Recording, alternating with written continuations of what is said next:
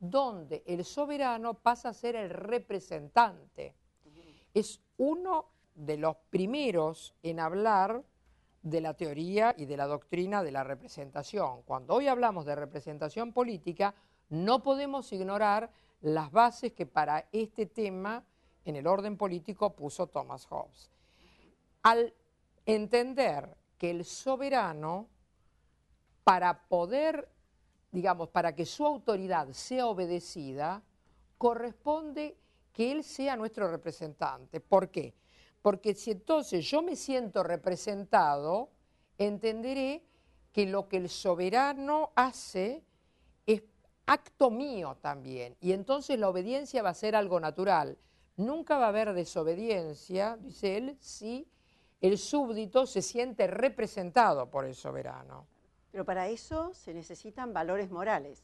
Totalmente. Porque el que manda tiene que garantizar, tiene una superioridad para moral, mantener su autoridad. Exacto. Esa autoridad supone que lo que él fija es el bien y el mal. Podemos no estar de acuerdo con esta, digamos, con esta doctrina política hobbesiana, pero en cierto modo él estaba poniendo al soberano precisamente como lo que él decía, el Dios mortal.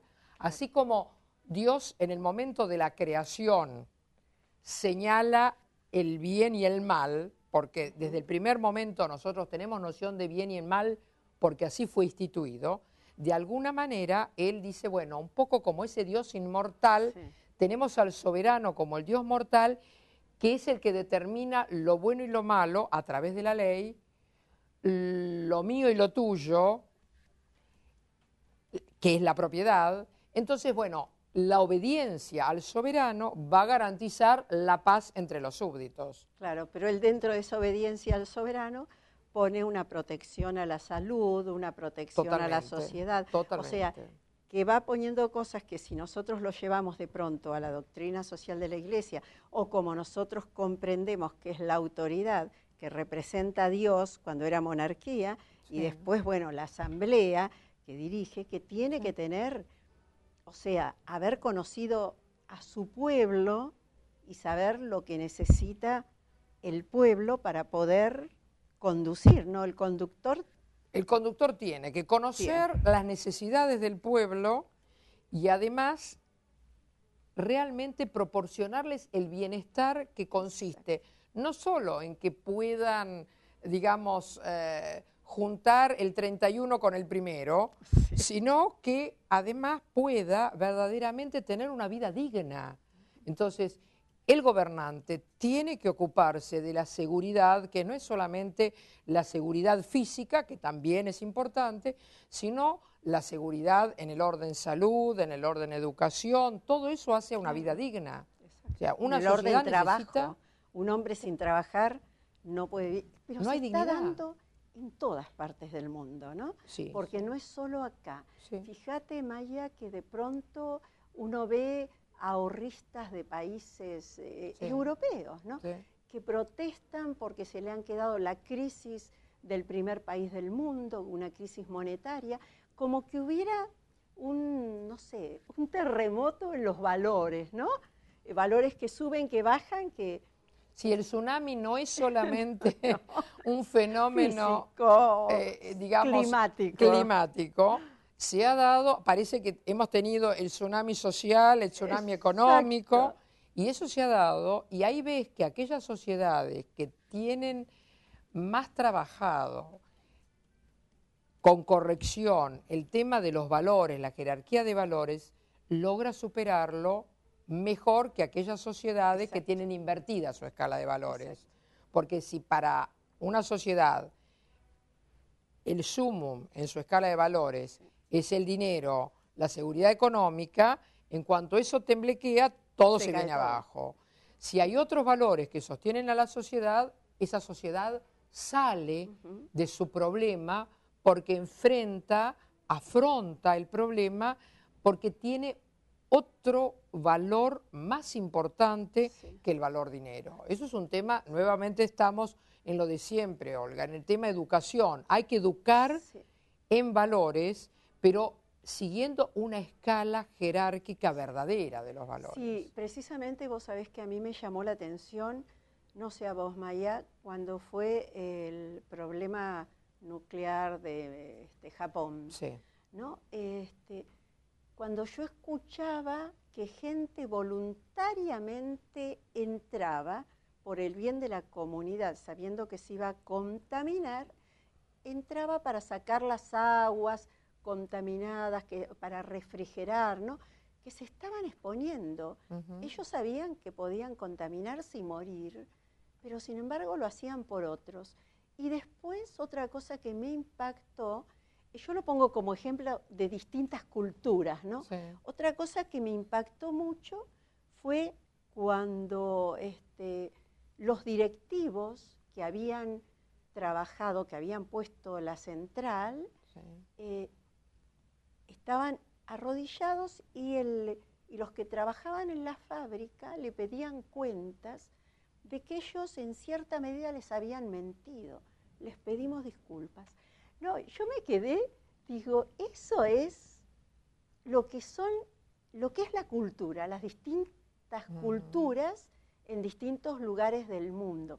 Yo no digo ni qué es mejor ni qué es peor, ¿no? No, pero digamos, la comunidad japonesa, Japón, tiene una tradición milenaria donde realmente la nobleza de espíritu siempre ha sido destacada. Sí. Cuando esa nobleza de espíritu, esos valores superiores, porque hoy día ciertamente son un pueblo sumamente trabajador, en ellos también el valor dinero es muy importante, Sí, no vamos a sí, decir sí. que nos... Nadie Sin embargo, es santo en esta hay un vida. trasfondo de una cultura que no es materialista, que es la cultura milenaria que ellos traen y que familiarmente seguramente todavía se mantiene, más allá de las grandes corporaciones que se manejarán con los patrones económicos del mundo económico. Que el mundo económico está Sin solicitando. embargo, en su vida familiar ellos preservan esos valores fundamentales de la nobleza de espíritu, de reconocer los propios errores.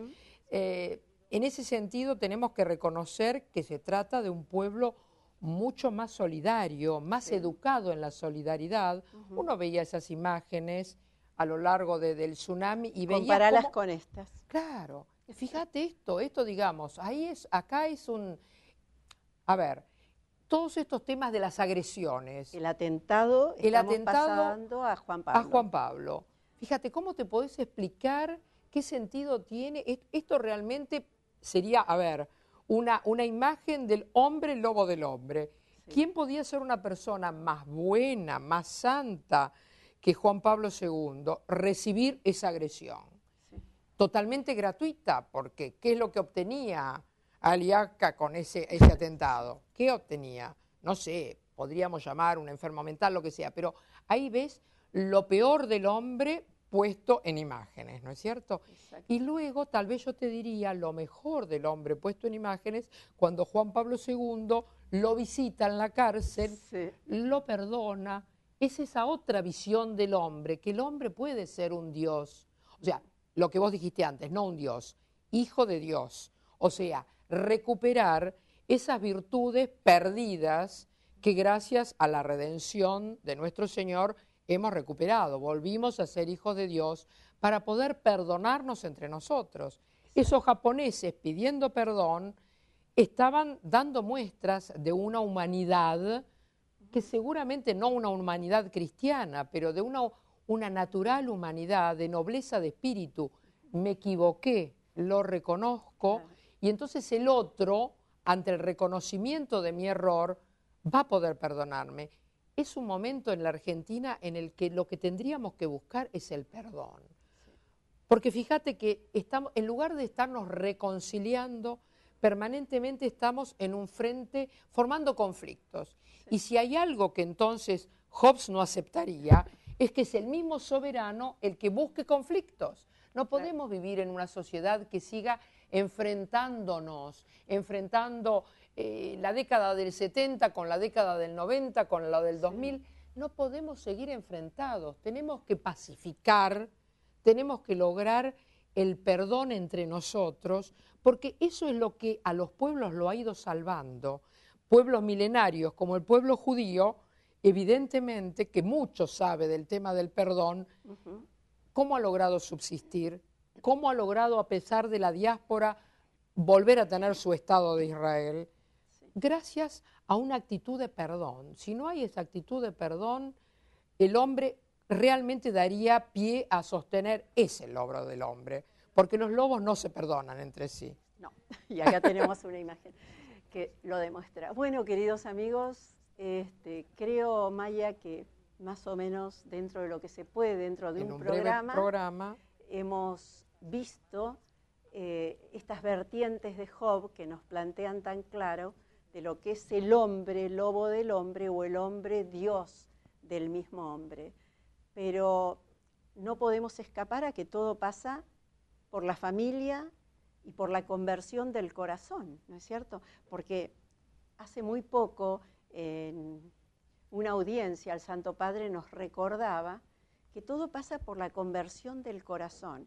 Ese hombre, hijo de Dios, que se aviene a orar a su Padre y a buscar en él consuelo y a buscar en su Padre la verdad. Es más, Benedicto XVI nos hablaba hace poco, al hablar de la oración, que no es necesario recurrir a las fórmulas. Este hombre que se alejó tanto de Dios necesita volver a Dios. Si no vuelve a Dios orando con su Padre, no va a poder ser Dios del mismo hombre, llevando el perdón y la comprensión. Y muchas de estas virtudes se aprenden de chiquito en las propias familias, como decimos siempre.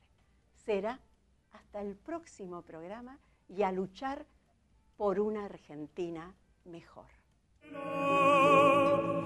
María, gracias.